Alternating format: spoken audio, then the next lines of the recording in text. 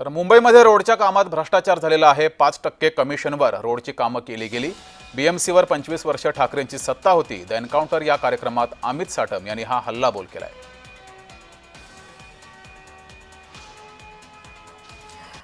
मुंबईमधला footpath हा पण एक फार चर्चेचा विषय असतो आणि मुंबईकरांच्या जिव्हाळ्याचा, कारण मुंबईकरांना रस्त्यावरून चालताच येत नाही। याचे दोन मुद्दे आहेत की आजच निर्णय झालेला आहे की याच्या पुढे मुंबई शहरातले सगळे फुटपाथ हे स्टॅम्प कॉन्क्रीटमध्ये तयार करण्यात येतील। आधी पेवर काय ब्लॉक्समध्ये असायचं नाही। की पेवर ब्लॉक असायचे, मग एकदा टेंडर काढलं की 3 वर्षांनी पुन्हा ते पेवर ब्लॉक निघायचे, मग परत नवीन टेंडर काढायचे। हे काय आहे, उद्धव ठाकरेजींच्या काळामध्ये या सगळ्या गोष्टी व्हायच्या। कुठलंही काम हे 5 वर्षापेक्षा जास्त टिकलंच नाही पाहिजे, 3-4 वर्षात परत त्याचं काम निघालं पाहिजे। आपल्याकडे हायवेला पेवर ब्लॉक्स कारण लावलेले आहेत। काम निघालं तर ते स्टँडिंगला येणार आणि हे स्टँडिंग कमिटीच्या दर आठवड्याच्या 5% जगतात।